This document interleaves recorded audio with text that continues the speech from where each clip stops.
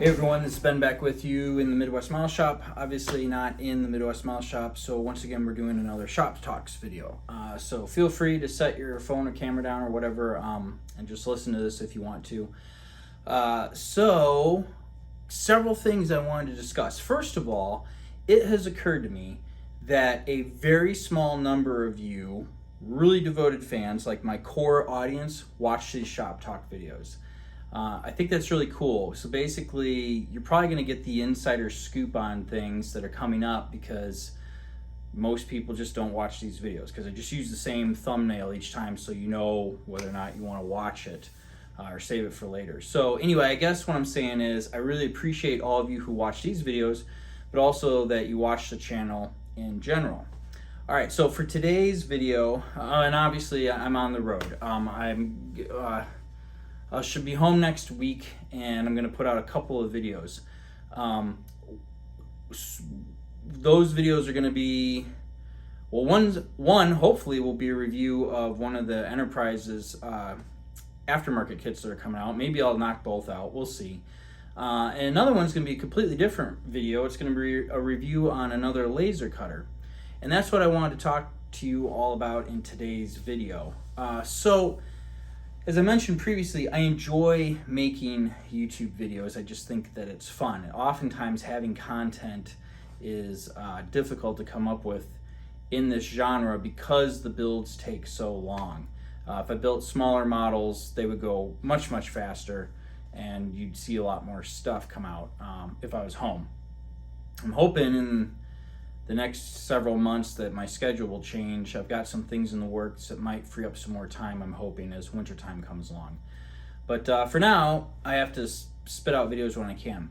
So one of the things that this channel has afforded that's really cool, though, is the opportunity to review things, obviously, things you guys are interested in. But now I've been receiving emails. I get emails all the time, actually, about reviewing products for people that I think have absolutely nothing to do with this channel and nothing to do with modeling.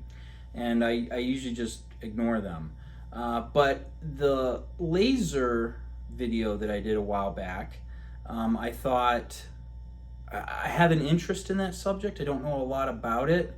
And I thought, well, if I was ever to buy one, I probably would start out with what that company offered from Two Trees, the TS55 laser. And so, I went ahead and did the video on it. I try to present those videos not thinking that you all might necessarily be interested in it, but in an effort to diversify the channel in that it's a critical review of the product. So that some random person out there who knows nothing about the Midwest Model Shop, who's like, I'm gonna buy this laser, I think I am, Google searches reviews, my video pops up, and hopefully the video is informative and helpful for them. So it's kind of like an opportunity to go a different way with the channel in the sense of I could do something else while I'm working on big long model builds that's interesting to me. Again, no money in this stuff other than they send me the product for free. And so what has happened though is Two Trees reach out to me again. They have a new, different laser solve some of the problems I experienced in the last one that they wanted to send me. It's really expensive, but this time there's a promotional code. You can get $100 off of the purchase. If you care to watch it, you'll hear all about it. But that one is at the house right now, and I got to do the review on that when I get home.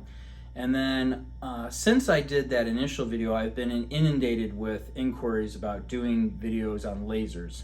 I'm really not a subject matter expert, but a lot of these small, I think they're Chinese companies primarily, are producing these things and they need people to do reviews. And so I'm getting a third laser that's coming that's actually a CO2 based laser, much more powerful at 40 watts and needs water cooling and gets aligned with a mirror.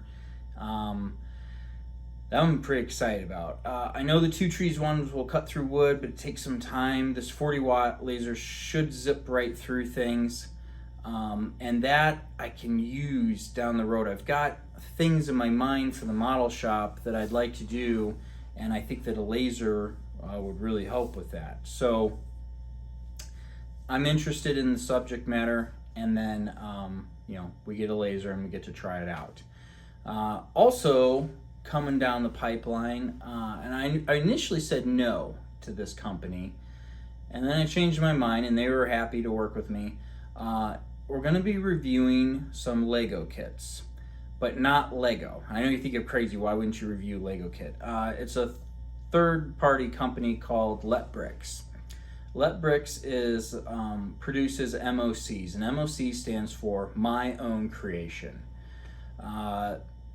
So the Lego's copyright patent on Lego expired, and so now anybody can produce Lego bricks that will work with actual Lego bricks, and that's a big deal because if you're going to buy a ton of them, you want them to work. My Own Creations is this idea. If you've ever seen Lego shows, people come up with these crazy, insane, amazing dioramas and builds that for some reason Lego doesn't.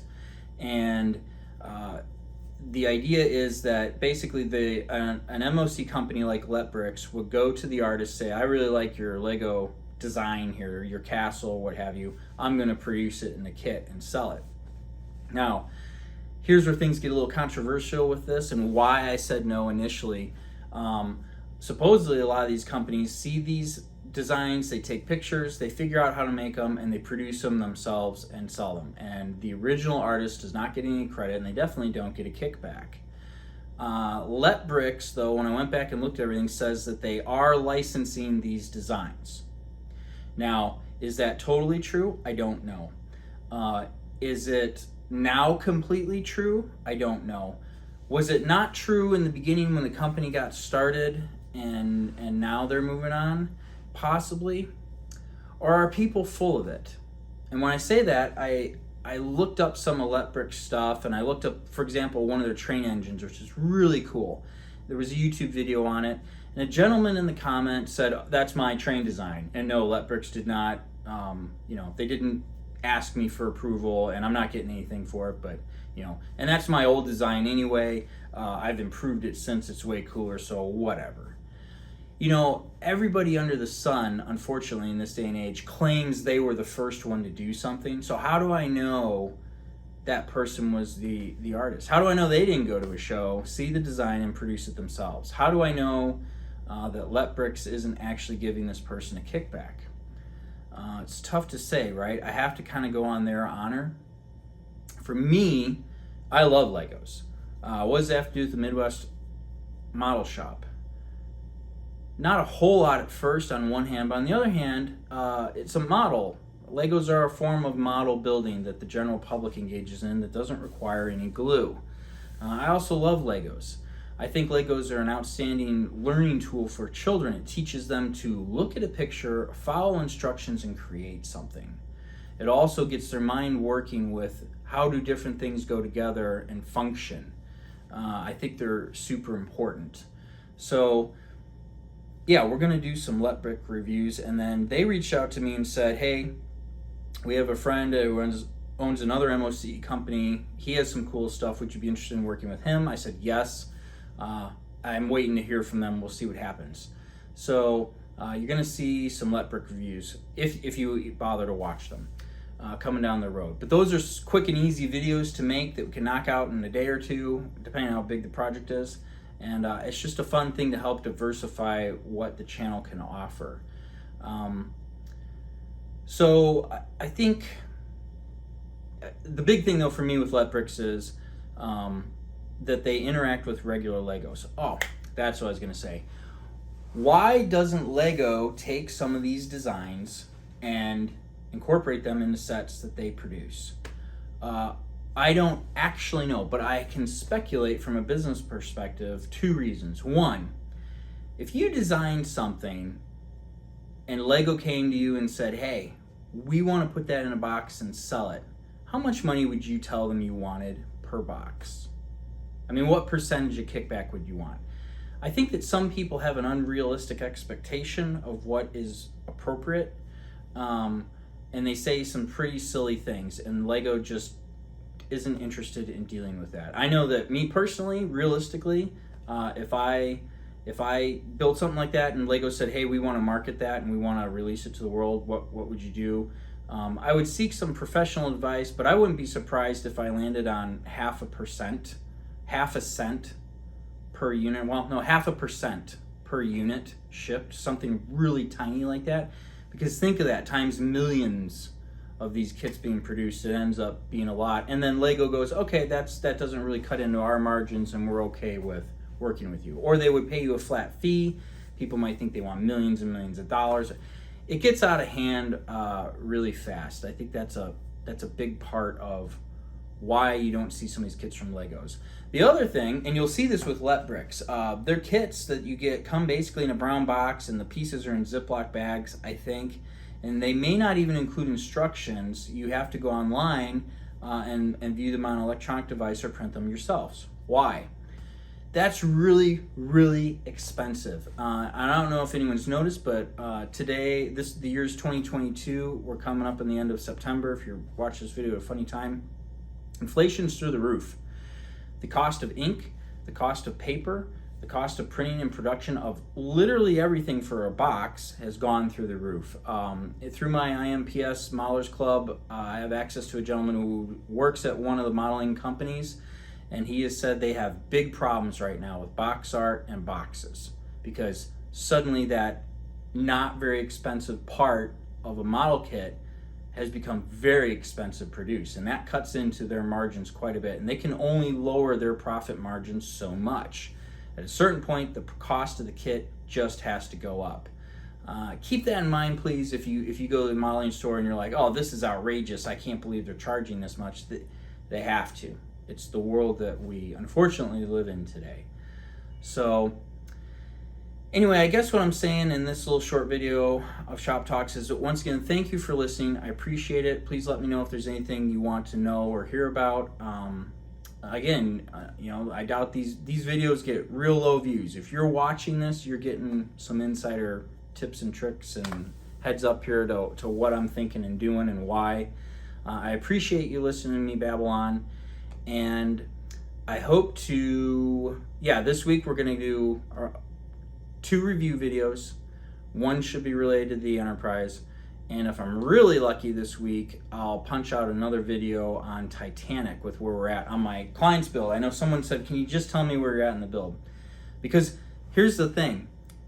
Half of my current subscribers, well, actually more than half of my current subscribers don't care about Titanic.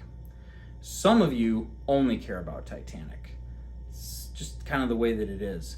But with where I'm at on Titanic, my client's build, basically everything on top of the boat deck for fixtures and everything has been installed. There's one more, the second class stairwell in the back of the ship's got to go together. None of the lifeboats are done. None of the rigging's been done. So I hope to come back, I'll show you all that stuff assembled, and then the next thing we're going to do is rig the main funnels, and that will wrap up the funnels.